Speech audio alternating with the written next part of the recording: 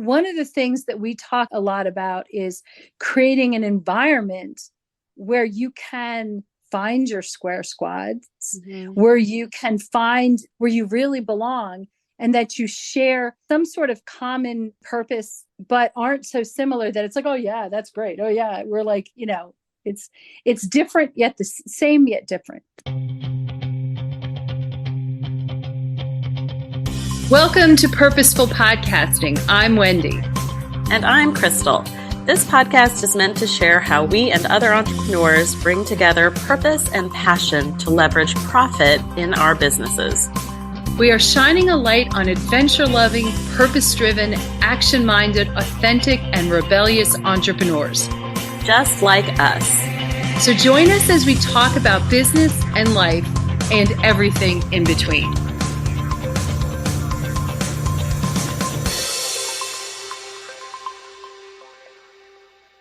Hey there, everyone, and welcome to this week's episode of Purposeful Podcasting. We are your serendipitous rebel duo. Hi, I'm Wendy, and I'm here with Krystal. Yay! And I'm very excited to be having today's conversation. It is about square squads. And this is something back, you know what? It's like, I think it was actually last fall. Wow, almost a year ago. I did Dare to Lead training. Dare to Lead is actually a publication, a product of Brene Brown. And this whole conversation about square squads has been coming up more and more and more in our daily lives. Krystal, what do you think about this square squad stuff? I know that if you guys have listened to some of our past episodes, we have mentioned the square squad multiple times, and we allude to the square squad multiple times. And like Wendy said, when we work with our private clients one-on-one, we evoke the square squad rule a lot in talking to our clients. So I think it helps to start with, it's something we use a ton in our world. I have my square squad written down. My husband actually wrote down his square squad on a little Post-it note after listening to our marathon podcast a couple weeks ago. So I think it starts with, what is the definition of a square squad? Actually, I completely agree. And according to Brene Brown, her definition is whose opinion matters in your life. And I actually jotted down exactly what she said. Who pushes you to be better? Who cares about you? Who gives you honest feedback? You use the square squad, or you enact the square squad when you receive feedback that confuses you or hurts your feelings. We've been talking about this a whole lot lately. I look at it that this is like such an important thing, because we all need that, the group, the posse, the kitchen table or kitchen cabinet, whatever it is, of people who give us feedback. It's interesting because what this is really wrapped in is, when we look at Brene Brown, in trust and vulnerability. She talks about we all need to trust to be vulnerable, and we need to be vulnerable in order to build trust. And who are those people who you can wrap your hands around that fit on a 1 inch by 1 inch little square? Yeah, and it's important, because when you are an entrepreneur, I think that we work in a arena, evoking some more Brene Brown imagery, that is not well understood by outsiders. So even my corporate working husband doesn't always quite understand what it is that we do, what it is that we need to do, and how it is that we do it. I love what you said about vulnerability and trust, because part of being an online entrepreneur, and we talk mostly to other consultants, coaches, service providers, and that is the space and the arena that we work a lot in. And those are the people that we work with our private clients, with people that go through our podcast boot camp. So much of being a brand in that arena means leaning on a lot of vulnerability in your branding.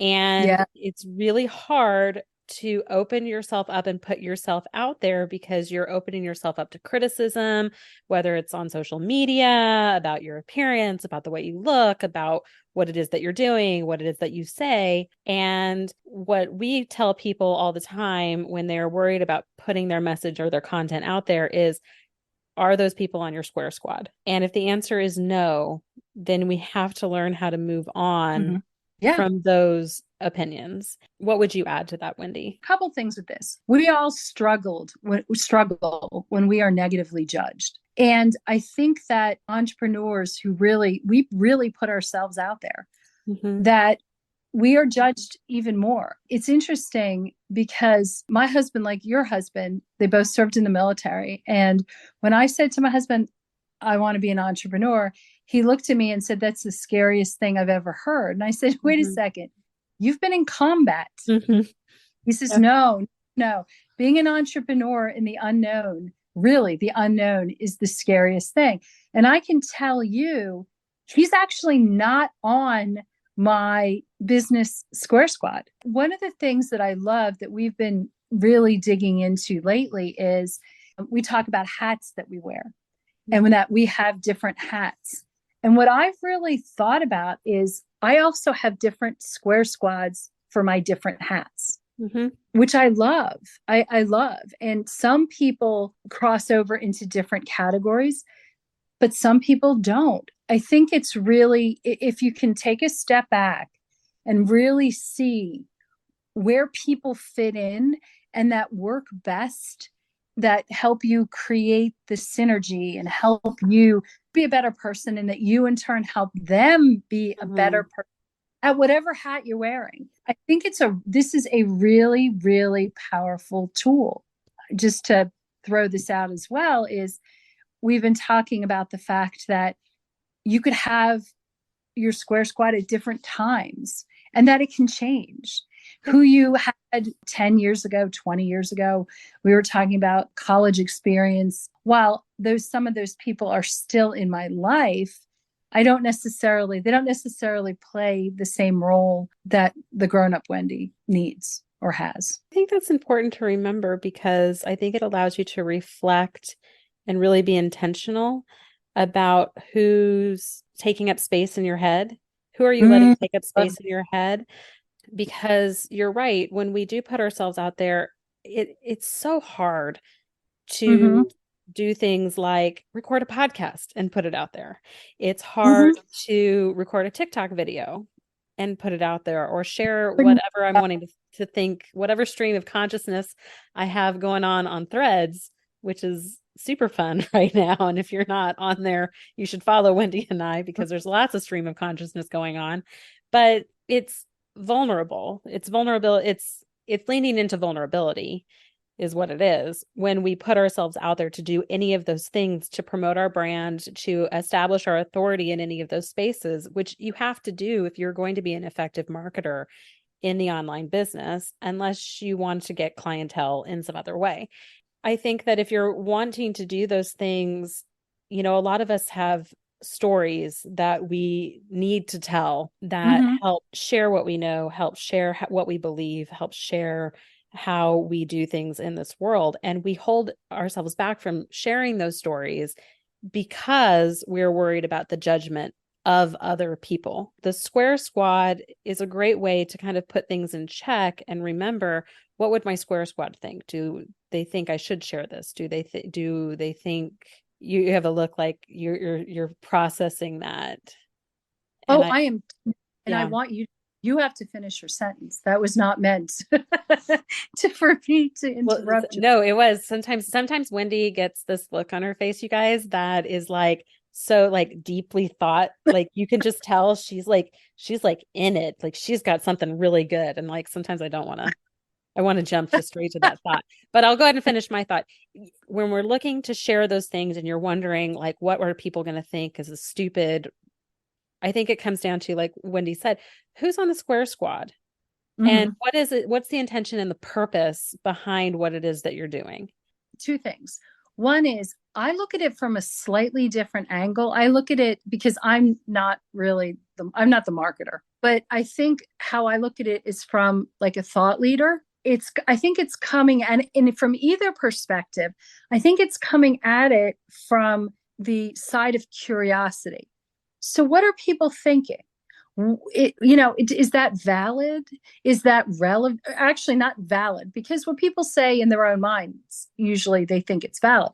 But is it relevant? Mm-hmm. Is it possible to have a conversation about it? Sometimes it's not, and people just judge, and then you just poof, make them go away. The other thing is, I like to think of the Square Squad, not only in terms, I mean, she talks about when feedback confuses you, or when, you receive feedback that hurts your feelings.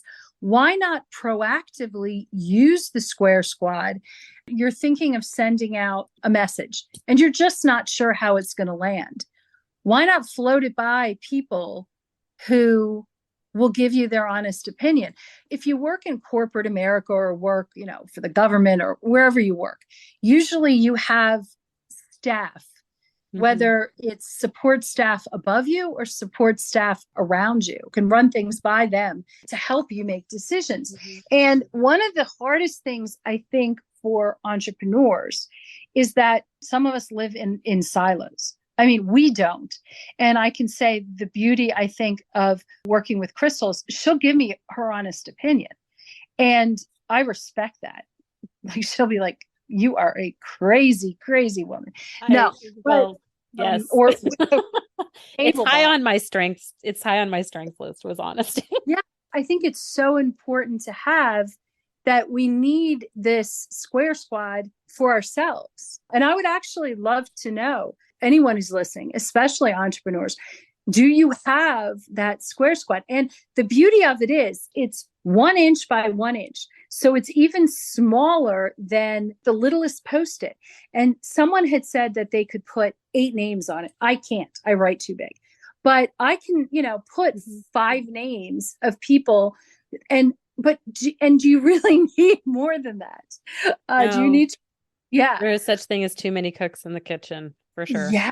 So I would love to know who out there has this squad of people. One of the things that we talk a lot about is creating an environment where you can find your Square Squads, where you can find where you really belong, and that you share some sort of common purpose, but aren't so similar that it's like, oh yeah, that's great. Oh yeah, we're like, it's different yet the same yet different. Does that make sense? And so that's the big difference. So let's talk about that for a second, because Square Squad is not your cheer squad. Okay. Oh, yes, exactly. Your Square Squad, you read that definition again, because it was people that will challenge you, people that will push you to be better, care about you, and give you honest feedback. It's kind of like the definition of a coach, honestly.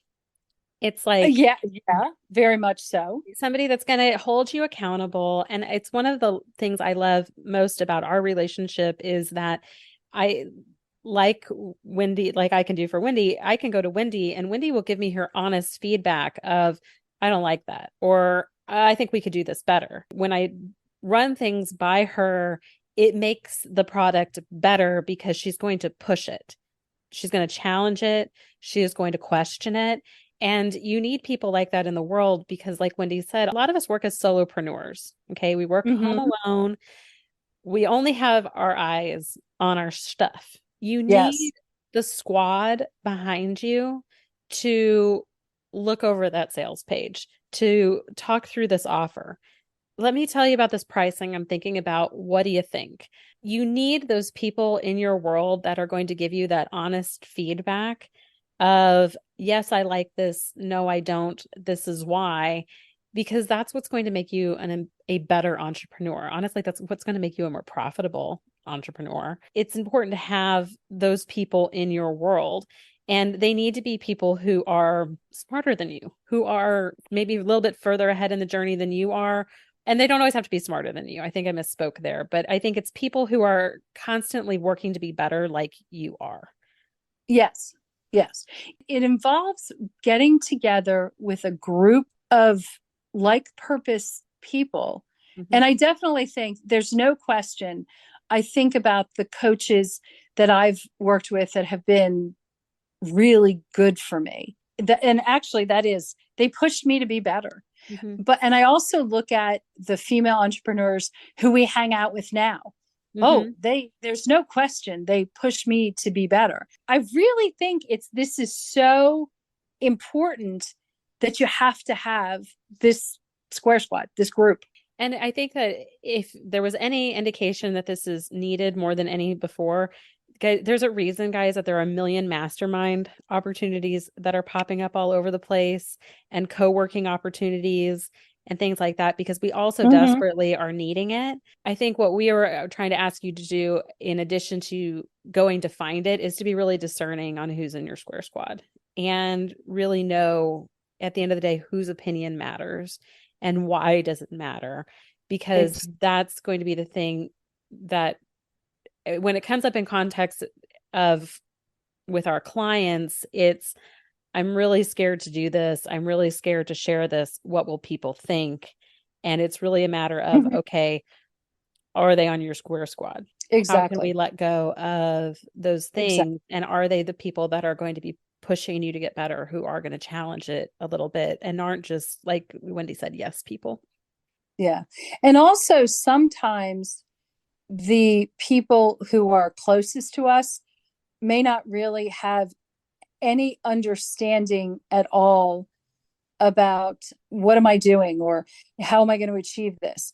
My husband is he's my closest confidant. He is someone who's involved in just about every decision I make, with the exception of Serendipitous Rebel. He doesn't really have, that's not his forte. And while he can give me advice, it doesn't always hit the mark. And he can give me like honest advice if I'm looking for a male opinion about. So I think what I'm trying to say is that it's also important that when you're asking for help, when you're sending up that red flare, that you're sending it to people whose opinions you really value and are relevant to what you're talking about or what you need help with. I love great Aunt Sally, who never married and never had kids, yet she can happily give me opinions on marriage and kids. But are those opinions really relevant? No. So I'm saying that applies to being an entrepreneur as well. And I think that it's also possible to send up flares in various groups online, on Instagram, on social media, that says, hey, I could use the opinion or the help from fellow entrepreneurs. There are ways to get that help, in addition to coaching and masterminding, which are two subjects that we, of course, love, but it's not always the option for everybody. That's a really good point, because like don't take financial advice from a broke person. Unless you plan on keeping all your money under your mattress, that's probably not the best person exactly. And I also like what you said earlier about having different squares for different areas of your life and understanding where the crossover is.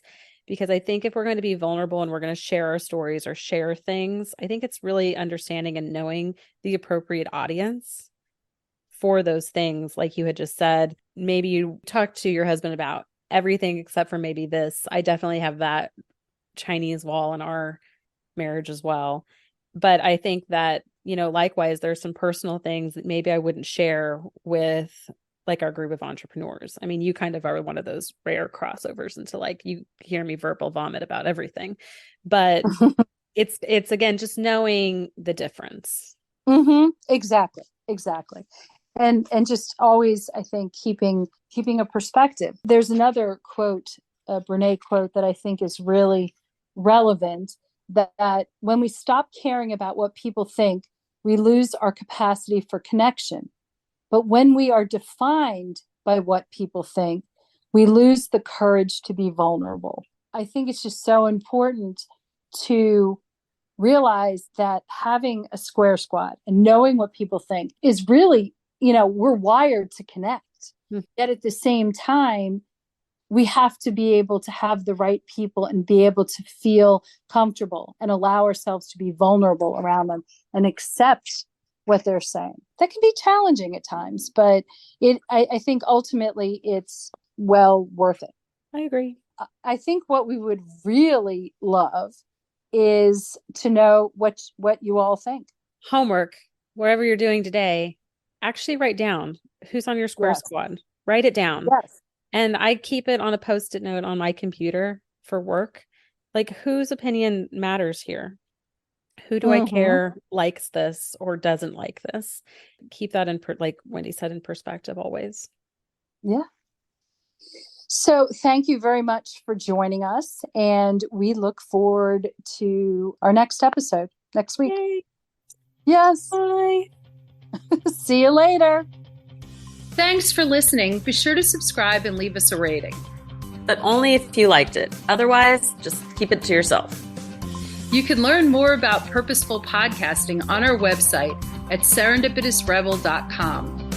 And if you have topics you'd like to hear about, be sure to submit them on our website or DM us on social media.